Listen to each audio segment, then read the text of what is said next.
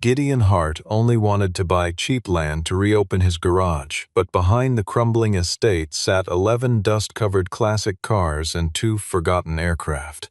A week later, a convoy of black vehicles stopped at the gate. CEO Celeste Ashford Sterling stepped into the hangar, ready to declare the entire collection belonged to her family. Then she saw the silver emblem beneath the wing of the first plane and went completely still. That was the aircraft her father was supposed to have died in 18 years ago. If it had never crashed, what had really happened to him? Stay until the end to find out what secret buried beneath this estate could cost the CEO her entire empire. The notice had been posted in the county property listings for 3 weeks, and in that time, not a single serious bidder had come forward.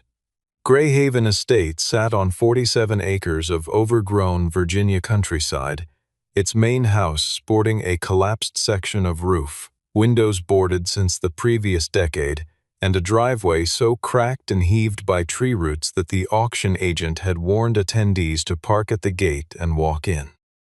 The property records showed a disputed ownership history stretching back nearly 2 decades. A chain of holding companies that had dissolved one by one until nothing remained but the land itself and whatever still sat on it. Most people who drove past turned around without getting out of their cars, and the estate had a reputation that real estate professionals described as complicated and that local historians described as cursed. None of that discouraged Gideon Hart, mostly because he was not looking for a trophy property or a weekend retreat. Gideon was 42 years old, a single father, and a restoration mechanic whose entire professional life had been built inside a concrete block garage he had rented for 11 years on the western Fairfax County.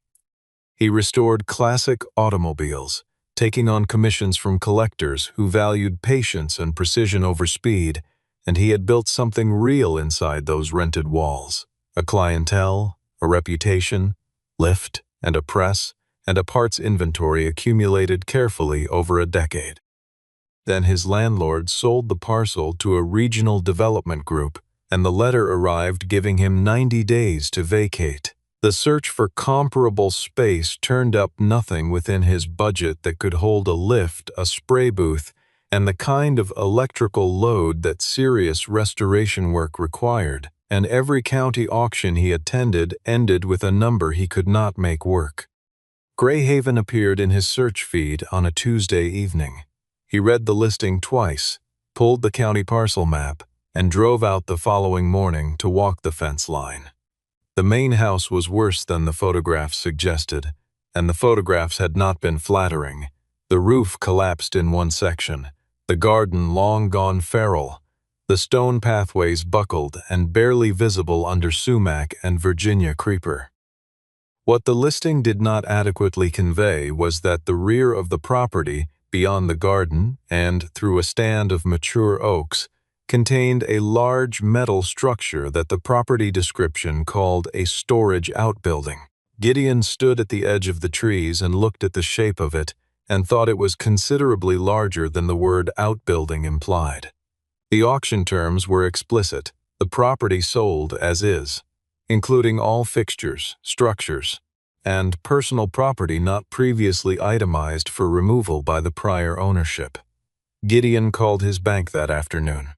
His daughter Piper was 11 years old and had her father's habit of examining problems from every angle before forming an opinion.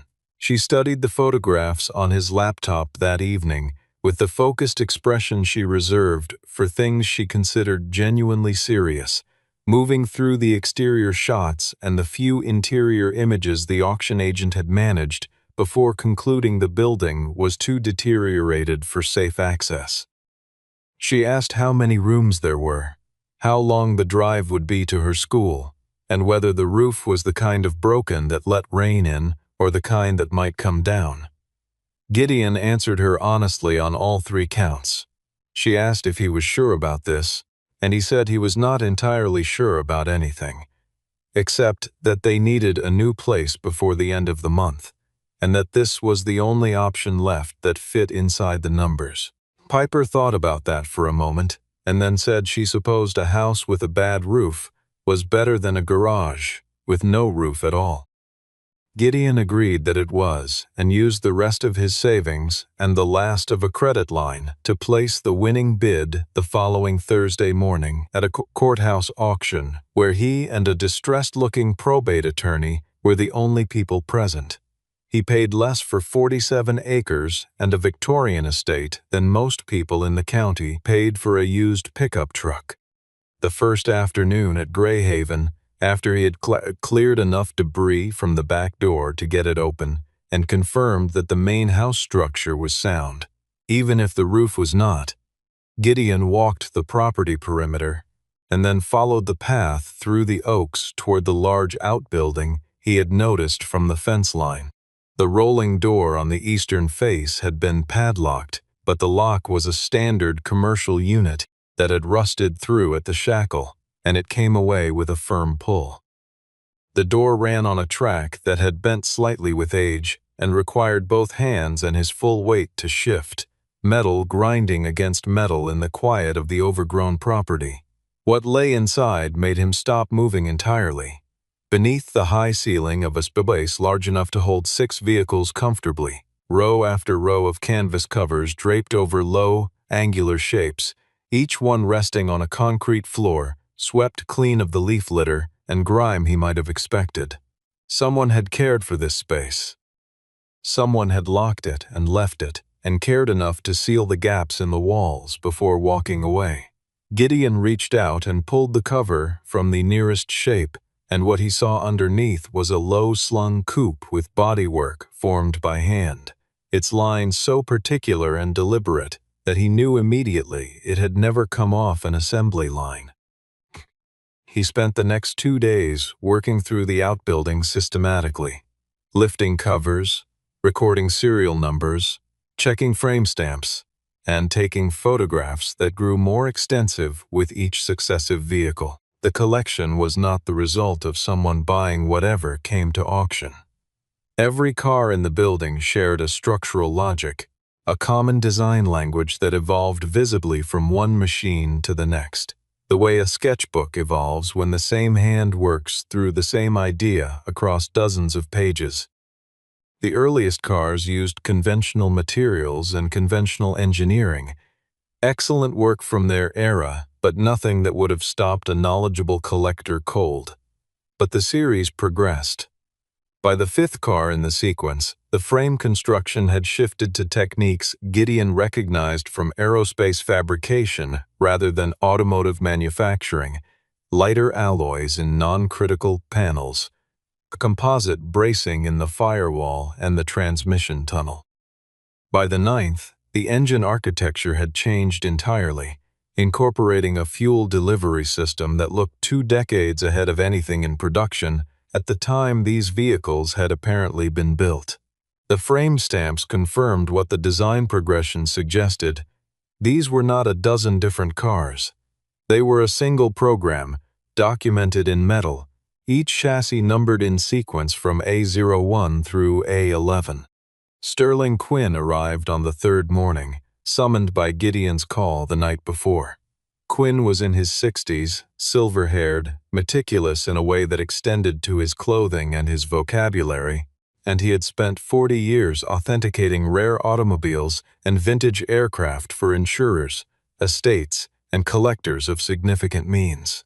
He walked the row of vehicles without speaking for nearly 20 minutes, crouching to examine frame welds, peering into engine bays, running a penlight along suspension geometry that made him inhale sharply at least twice. When he finally straightened and turned to Gideon, his expression was not the professional neutrality Quinn usually wore as a kind of armor. It was something closer to careful. He said that a single one of the later cars in the sequence, properly documented and brought to condition, would draw competitive interest from collectors operating in the 7-figure range. He said the series as a complete set, if the provenance could be established clearly, represented a category of historical artifact that transcended standard automotive valuation. Gideon said he appreciated that, and asked Quinn to keep the assessment between them until he had a clearer picture of what he actually owned. Quinn agreed without hesitation, and then said there was one more thing he had noticed. The 11th car in the sequence, the most sophisticated of the group, had a folded piece of paper tucked beneath the driver's seat. Gideon unfolded it carefully and found a hand-drawn map of the property, detailed enough to show the outbuilding, the main house, the garden, and the tree line with accuracy. At the far edge of the map, beyond a second stand of trees that Gideon had not yet reached, was a rectangular structure marked with a small symbol he did not immediately recognize, a 5-pointed star inside a circle, drawn in pencil with a precise hand. Below the symbol, 3 words: "Follow the sequence." Quinn looked at the map over Gideon's shoulder and said nothing for a long moment. Then he said that if the sequence led where he thought it might lead, Gideon ought to document everything before he opened anything else. Gideon folded the map, put it in his jacket pocket, and walked toward the tree line. The structure he found on the other side was longer and lower than the car outbuilding, its roof profile designed to accommodate something with a wingspan, and its main door was secured not with a padlock, but with a steel plate bolted across the frame, stamped with the same silver star symbol from the map. Gideon removed the bolt plate carefully, photographing it before and after, and slid the door back on tracks that moved more smoothly than anything else on the property, as though the hardware had been maintained with deliberate care even as everything around it was allowed to deteriorate. The hangar interior was dim until he found the ventilation panels along the upper wall and swung them open, letting in the gray morning light in long parallel bands that fell across the concrete floor and the 2 aircraft resting side by side at the center of the space. The first was a single-engine propeller aircraft painted in matte silver, its lines clean and slightly unconventional in the way that experimental designs often were, the fuselage slightly longer than standard, the wing root blended into the body with a care that production aircraft rarely received. The second was unfinished, its aluminum skin partly fitted and partly bare frame, components laid out along the hangar wall with the organized patience of someone who had every intention of returning to complete the work. Gideon walked slowly around the first aircraft, noting its condition, finding it far better preserved than anything else on the property, despite nearly 2 decades of sealed storage. The tires had flattened and the rubber was cracked, but the airframe showed no corrosion along the control surfaces, no delamination at the skin seams, no evidence of the kind of neglect that should have been inevitable after so long. He crouched beneath the left wing and found what he was looking at with the penlight, a small plate riveted to the underside of the wing spar, bearing a model designation stamped in silver, A12. Below it, in smaller characters, a 5-pointed star inside a circle, identical to the symbol on the map and on the hangar door. Gideon stood and walked back to the nose of the aircraft, where a data plate on the firewall listed the manufacturer as Ashford Sterling Experimental Division, a designation he had seen before on the frame stamps of several cars in the adjacent outbuilding. He photographed everything, including the partial aircraft and the components laid along the wall, and sent the photographs to Quinn that evening with a note asking whether any of the machinery matched anything in the authenticated Ashford Sterling catalog. Quinn's reply came within the hour. It contained no text, only a screenshot of a news article from 18 years prior, a photograph of a silver single-engine experimental aircraft identical to the one now parked in Gideon's newly acquired hangar, with a caption identifying the aircraft as the one lost with its pilot, Ashford Sterling Industries founder Preston Ashford Sterling, in a test flight over open water from which no body was ever recovered. Someone had photographed that article and sent it to a staff member at the auction company, and by the following morning the image had circulated widely enough that the front gates of Greyhaven Estate had a visitor. Celeste Ashford Sterling arrived in a three-vehicle convoy, two black SUVs bracketing a silver executive sedan, and she stepped out of the sedan alone before her security team had time to open the door for her. She was 37 years old, dressed with the kind of understated precision that communicated authority without requiring ornamentation, and she walked up the gravel drive toward Gideon with the measured stride of someone accustomed to entering rooms that other people had arranged in her honor. Behind her came Garrett Blackwood, the Ashford Sterling General Counsel, carrying a portfolio and wearing the expression of a man who had already decided how this conversation would end. The legal team that followed was composed of three individuals whose suits collectively cost more than Gideon's truck. Gideon met them at the front door of the main house, where he had set up a folding table and two chairs, and he offered coffee, which Garrett declined for the group with a practiced smile. Celeste spoke first, and she spoke without preamble. She explained that Greyhaven Estate had belonged to a family holding structure established by her father, that the dissolution of that structure over the subsequent years had been the result of administrative errors that had not been caught in time to prevent the property from falling into the distressed sale pipeline, and that the collection of vehicles and aircraft on the property constituted family assets that had never legally been transferred to the estate in the first place. Garrett produced a brief outlining the legal theory, along with an offer, full reimbursement of whatever Gideon had paid at auction, plus a settlement figure that he presented with the quiet confidence of a man accustomed to presenting numbers that ended conversations. Gideon looked at the brief, turned to the settlement figure, set both documents down, and said he appreciated the offer but was not in a position to sign anything before he understood what he was actually signing away. Celeste's expression shifted in a way that was almost imperceptible, a compression at the corners of her eyes that people who knew her well would have recognized as the early warning sign of impatience. She said that she was not here to negotiate the contents of a storage facility, and that the vehicles and aircraft were not part of the auction inventory because they had never been legally part of the estate. Gideon said that the auction terms stated the property sold as is and included all personal property not previously itemized for separate removal, and that no itemization had been filed. Garrett started to speak, and Gideon said he had read the statute. There was a silence. Celeste looked at him for a moment with an expression he could not quite read, and then she asked if she could see the hangar. Gideon said yes, and led them there himself, walking through the trees with the general counsel and the security team spreading out behind him like a formal procession through the overgrown grounds of a place that was still figuring out whether it had a new owner or not. The car outbuilding he showed them first because it was closer, and because he wanted to watch how Celeste moved through it.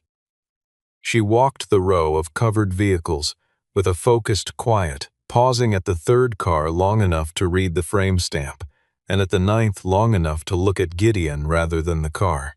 He could see her doing arithmetic that she had not expected to be doing in this particular building on this particular morning.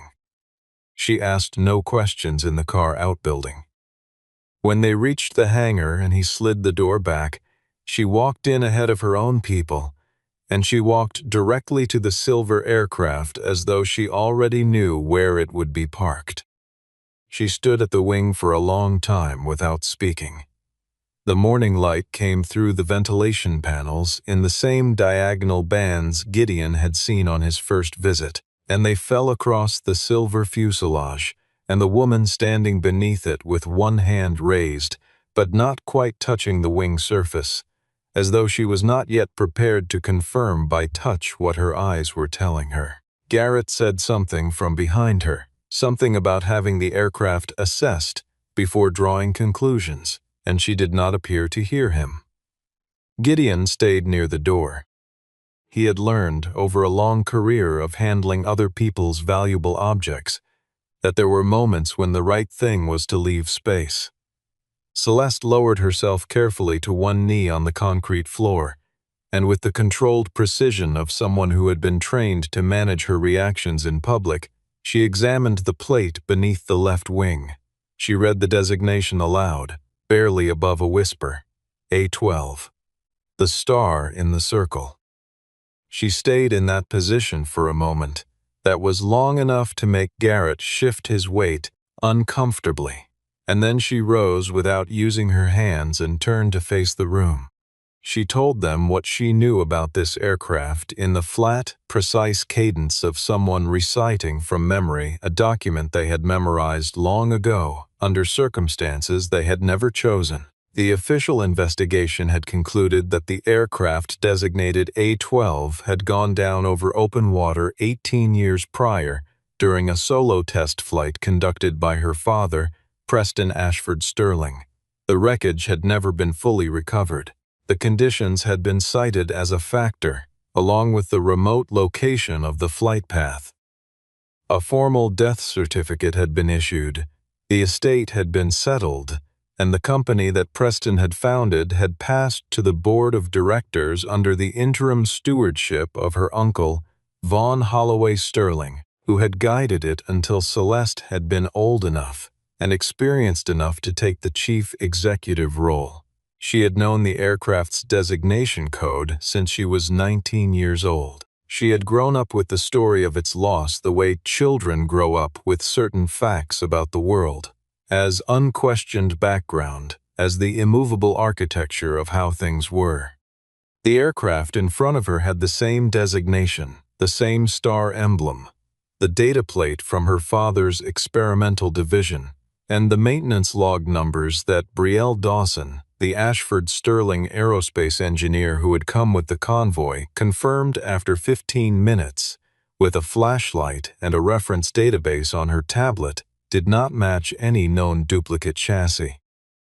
Garrett suggested calmly that Preston Turf might have built two aircraft with the same designation, a possibility Brielle said was technically possible, but procedurally inconsistent with how the division cataloged its experimental work, since duplicate designations were specifically prohibited under the division's own protocols.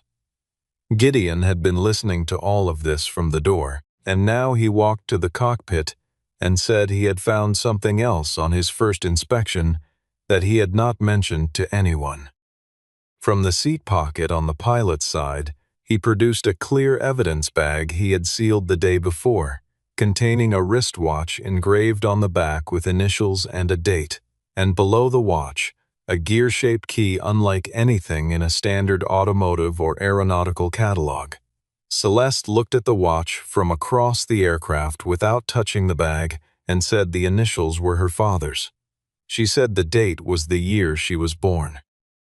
The gear-shaped key did not fit any lock Gideon had found in the hangar or the car outbuilding.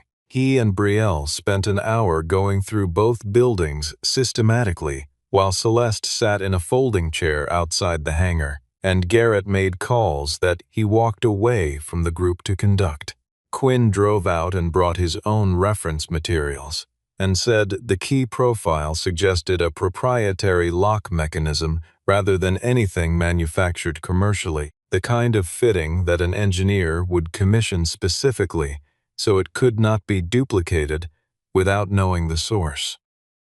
The main house was the logical next location to search, and Gideon led the group through the boarded front entrance and into the interior, which smelled of old wood and cool plaster, and the particular stillness that settles into abandoned buildings like sediment over many years. The ground floor rooms were empty except for what water damage had left behind, but the library at the back of the house was different. Its built-in shelving was intact, the books long gone but the shelf structure itself solid, and when Gideon ran his hand along the section of shelving that faced the exterior wall, he found the frame did not have the same acoustic density as the rest. He pressed along the vertical rail until he felt the mechanism, and the section of shelving released and swung inward on a pivot that had been engineered with more precision than anything else in the deteriorating house. Behind the false shelf was a staircase, wooden, steep, descending into a space that the house's original construction plans would have listed as a root cellar if they had listed it at all. The air that came up from below was cooler and drier than the house above, and when Gideon found the mechanical light switch on the wall beside the first step, the fluorescent fixtures below came to life one by one, buzzing quietly and casting a steady white light across a room that looked nothing like a root cellar. The space was perhaps 12 by 20 feet, its walls fitted with metal shelving units holding rolled drawings and bound technical binders, and at the center of the room stood a console that looked like the control station for a small industrial process. Multiple instrument panels, switches in labeled rows, a mechanical display screen that showed a series of fields waiting for input. The fields were labeled with alphanumeric prompts, 13 in total, running down the left side of the display. Gideon counted them twice, 13 prompts, 11 cars, 2 aircraft. The sequence, the map had said. Follow the sequence. He understood then what the cars were. They were not a collection. They were a combination lock, each one a digit in a code, their frame numbers together forming the input that unlocked whatever Preston Ashford Sterling had built this room to protect. Celeste came down the stairs behind him and stood at the edge of the room, taking in the console and the binders and the rolled drawings without speaking. Delaney Brooks, the estate and probate attorney Gideon had called the previous evening on Quinn's recommendation, arrived at the property within the hour and moved through the underground room with the deliberate care of someone who understood that every object in it was simultaneously evidence and potential liability. She established a documentation protocol before anyone touched anything and told Garrett Blackwood in a tone that was polite and completely inflexible that any transfer of materials would require a chain of custody process she was personally overseeing. Garrett said the materials were proprietary assets of Ashford Sterling Industries. Delaney said that was one interpretation, and that the court would likely find the question interesting. The first binder Gideon opened contained flight plans and navigational logs, and the final entry was dated 1 week before Preston's disappearance, with a margin note in small, unhurried handwriting. A-12 transferred to secondary site. Departure confirmed. Let someone else fly the wrong one. Brielle worked through the night with the technical binders, cross-referencing the maintenance logs and the engineering notes against the Ashford Sterling Division records she could access remotely. By early morning, she had enough to say with the kind of measured certainty that engineers preferred to certainty itself that the aircraft documented in the binders as the one lost in the accident was not the A-12 prototype. It was a test frame designated T-07, an earlier airframe that had been used for structural load testing and had subsequently been modified to carry the A-12 designation on its data plates. The modification had been performed at the company's restricted facility, documented in an internal order, signed by the division's operations director at the time. That director had been Von Holloway Sterling. Garrett said immediately that Von had signed hundreds of operational orders during that period, and that a single authorization was not evidence of intent. Brielle said she was aware, and that she was also looking at the maintenance log for T-07, which showed it had been fueled and prepared for flight on the morning of Preston's disappearance by a crew that had logged the aircraft under the A-12 registration number. The log entries had been made by 2 people. One of them was no longer employed by the company. The other was still there. Lawson Drake appeared at the front gate of Greyhaven Estate at 7 in the morning, on foot, carrying a canvas bag and the expression of a man who had been rehearsing this arrival for a very long time. He was in his 70s, weathered in the way of people who had spent most of their lives outdoors. and he identified himself to Gideon at the gate as the last facilities manager of Greyhaven before the property was abandoned. He said he had heard the estate had a new owner. He said he had been waiting for that for 11 years. Inside the main house, over coffee that Gideon made from supplies he had brought from town, Lawson told them what he knew, not everything. He was careful to say, not the ending, because he did not know the ending, but the beginning and the middle, which he had carried alone for a long time. He said Preston had come to him in the final weeks before the disappearance and told him the company was being taken from him by degrees. Patents routed to a subsidiary structure that Vaughn had established without Preston's knowledge, board votes managed through intermediaries, the experimental division's most advanced work quietly repositioned as corporate rather than personal intellectual property. Preston had asked Lawson to prepare Greyhaven as a secure location, to move the A-12 and the 11 prototype vehicles here where they would be outside the company's physical reach, and to make sure the hangar was sealed and the car outbuilding was locked before anyone came looking. Lawson said he had done all of that. He said Preston had come to Greyhaven 3 days before the scheduled test flight, stayed for one night, and left before dawn with no details given about what he was planning, only that the flight needed to go ahead as the company expected it to, that a different aircraft would be used, and that Greyhaven needed to be sealed and left alone until his daughter was old enough to find it. Lawson said he had hoped Preston had survived for a long time, and then he had stopped hoping and simply waited long enough to see Celeste become CEO, watching from a distance to see whether she would ever come looking. She had not until Gideon Hart had bought the estate and opened the hangar. Gideon asked whether there was anything else on the property he had not told them about. Lawson set down his coffee and said there was one more thing. He said there was a second level under the hangar. Gideon found the hydraulic floor mechanism inside the hangar by feeling along the seams in the concrete, which revealed a gap running in a rectangle roughly 30 feet across. The actuator controls were panel-mounted on the interior wall, behind a steel cover plate that Lawson produced a key for from his canvas bag. When Gideon engaged the mechanism, the hydraulic system woke slowly after nearly 2 decades of dormancy, cycling through its pressure checks with a low industrial hum, before beginning to lower the central floor section on 4 scissor lift columns. The space below was larger than the main hangar, its ceiling high enough to stand in comfortably, its floor the same sealed concrete. In the center of the lower space, resting on rubber-tired stands with the precision of something positioned by someone who fully intended it to be found exactly as left, was a vehicle unlike anything in the outbuilding above. The car that bore the designation Aurelius A-12 on its instrument panel was not large by conventional standards, but it had the presence of something that had been built to solve a problem no other vehicle had attempted. Its body used materials Gideon recognized from the later cars in the outbuilding sequence, the aerospace alloys and composite reinforcement that had evolved through A01 to A11, but here they were integrated at a level of refinement that made the earlier prototypes look like developmental sketches.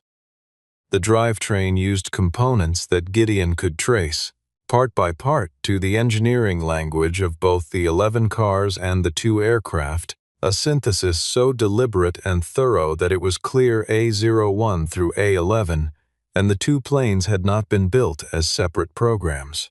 They had been built as components of this one, each contributing a solved problem to the vehicle that combined them all.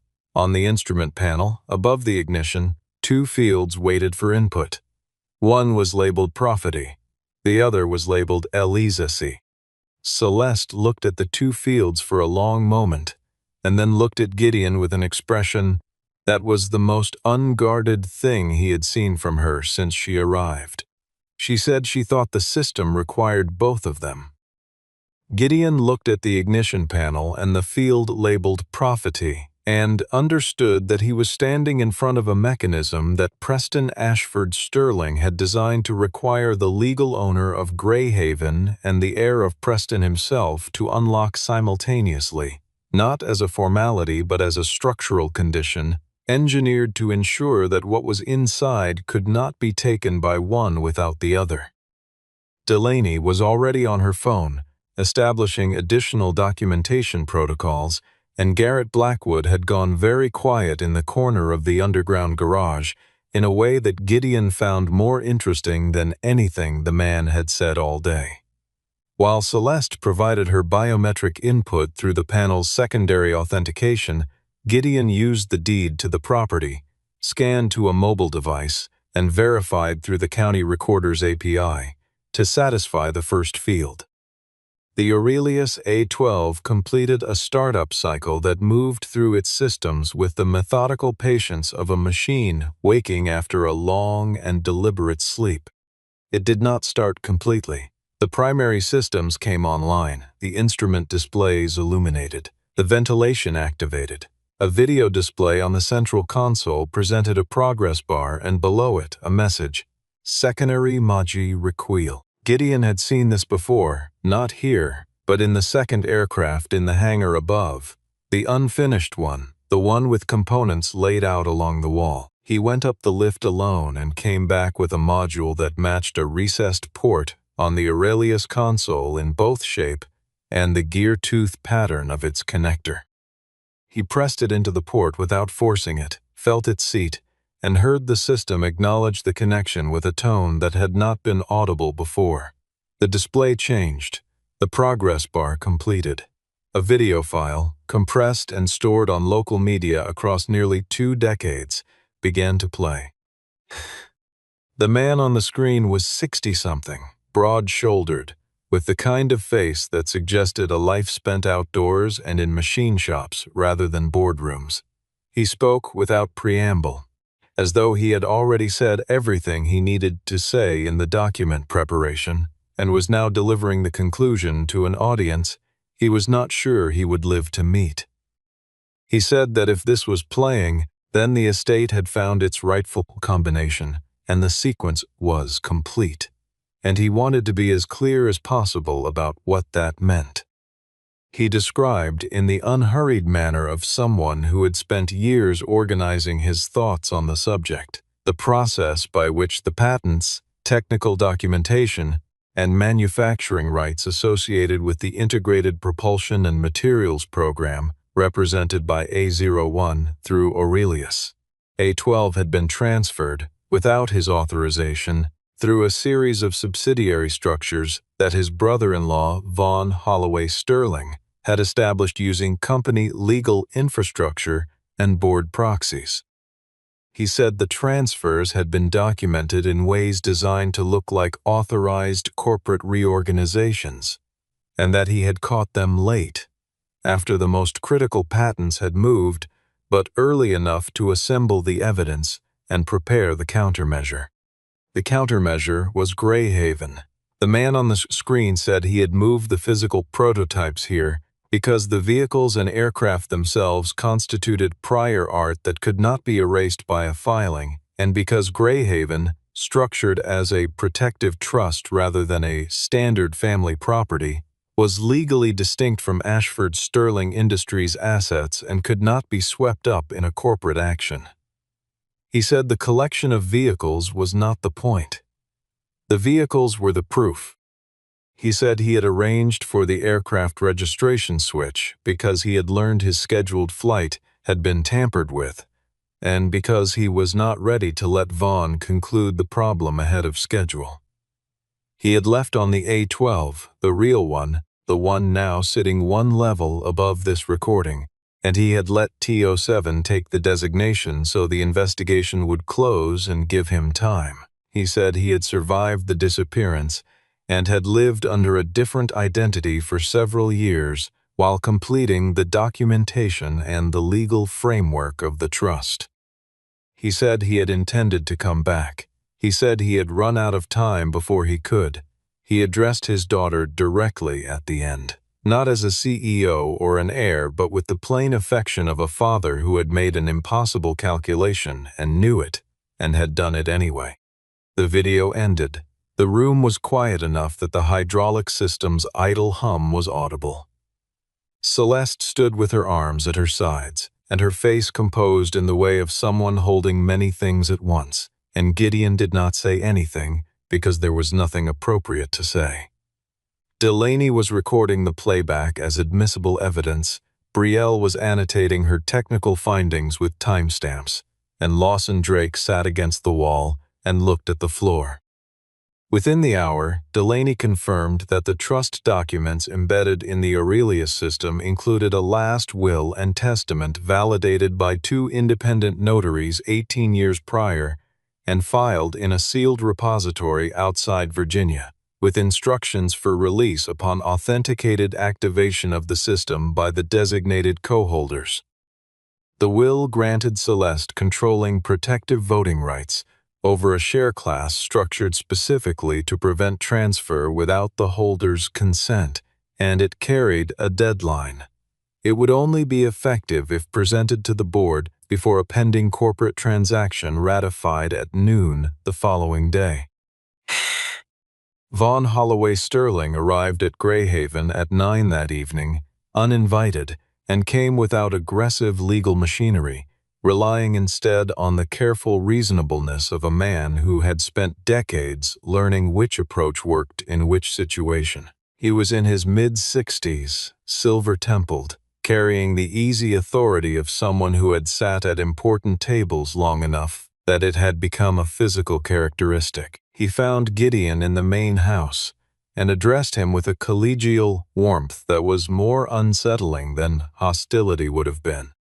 Vaughn said he understood Gideon had found himself at the center of something complicated, and that he respected the position Gideon had gotten into through what was clearly honest dealing. He acknowledged that the auction had been legitimate, that Gideon had acted in good faith, and that none of what had happened was Gideon's fault. He then named a figure for the property and its contents in entirety that was sufficient to change the financial character of the next several decades of Gideon's life. He said the offer would allow Gideon to open any garage he wanted, anywhere he wanted, and to take care of his daughter without the kind of financial uncertainty that legal disputes introduced into a family situation. He said this last part with the practiced sympathy of someone who had learned exactly how to make that point land. Gideon listened to all of it without interrupting, and then said that he appreciated the offer and understood the thinking behind it. He said he was not going to sell. Vaughn's expression did not change significantly, but the warmth behind it withdrew in the way that warmth withdraws from a room when the source of it has been turned off. Celeste came into the room while Vaughn was still there. The conversation that followed between them was not long, and it was conducted in the particular register of 2 people with a history of family dynamics neither had ever fully examined, who were now being forced to examine all of it at once in front of witnesses. Vaughn told her that she was letting grief compromise her judgment, that the documents she thought she had found were the product of a troubled man's final months, that the company and the family's legacy needed her to set this aside. Celeste listened to him and then told him that she was presenting the will to the board in the morning, that the transaction scheduled for noon was going to require more scrutiny than a single overnight review had provided, and that she expected the full audit she was authorized to call under the protective voting rights to begin within the week. After Vaughn left, Gideon asked her what she needed from him tomorrow. She said she needed him to walk into that boardroom with her and be exactly what he was. The person who bought Greyhaven legally, who had found everything that was there to be found, and who had not sold it. The Ashford Sterling Board of Directors convened the following morning in a conference room designed to communicate institutional weight through the quality of its furniture and the silence of its climate control. Gideon arrived in the clothes he wore to client consultations, sat between Delaney and Brielle, with Lawson Drake at the far end and Quinn as a certified expert witness, and put his copy of the auction deed on the table in front of him and waited. Vaughn opened his remarks by introducing Gideon to the assembled board with a description that stopped just short of explicit accusation, but left nothing to interpretation. A buyer of distressed property who had recognized an opportunity to leverage a family's private grief against their corporate interests. Gideon did not respond to the characterization. He waited until Garrett, who was presenting the company's legal position, had finished his overview, and then he passed to each board member in turn the county auction deed, the seal of custody documentation Delaney had prepared, the maintenance logs from the car outbuilding and the hangar, the numbered sequence of frame designations that linked A01 through A11 to the Aurelius system, and the time-stamped record of every action he had taken from the first afternoon on the property to the previous night's conversation. He said he had opened a locked door, found what was behind it, and called the people who needed to know. He said he had not sold anything, altered anything, or made any claim beyond what the auction deed entitled him to. Brielle presented the technical analysis demonstrating that the A12 in the hangar was the original prototype, that the registration substitution on TZO7 was documented in the company's own maintenance records, and that the authorization signature belonged to a current senior officer. Lawson Drake provided eyewitness testimony, the account of a man who had been present, who had carried out instructions under duress, and who had waited 11 years for a room in which to say what he knew. Delaney presented the will with its full authentication chain, the voting rights structure, the protective trust designation of Greyhaven, and the patent registration trail from the underground facility's legal files. Quinn submitted a formal valuation of the collection as prior art in the disputed patent classes, establishing independent standing for the intellectual property claims and separating them from the corporate dispute entirely. The board member who asked the pivotal question was a woman named Harriet, who had a reputation for asking what everyone else was calculating the risk of asking. She asked Quinn whether his freezing of investment positions in the pending transaction was personal or procedural. Quinn said standard practice was to pause any transaction involving assets under active ownership dispute, and that he had applied that standard. The effect was immediate. Vaughn's motion to ratify was tabled pending audit. Celeste called for the protective vote, which passed and granted her authority to require a full forensic accounting of the patent transfer subsidiary beginning immediately. Garrett, in the hour following, began formally distancing himself from Vaughn's decisions, a process the documentation made considerably more difficult than he had anticipated. The board asked Gideon, with the careful indirection that institutions use when asking uncomfortable questions, what he intended to do with Greyhaven and the collection. The room was quiet in the way that rooms get quiet when the answer is going to determine the direction of a considerable amount of money. Gideon said that he had bought a property he needed and found things he had not expected to find, and that he did not think the right answer was to dismantle something that someone had spent years assembling carefully and hiding carefully for reasons that had turned out to be good ones.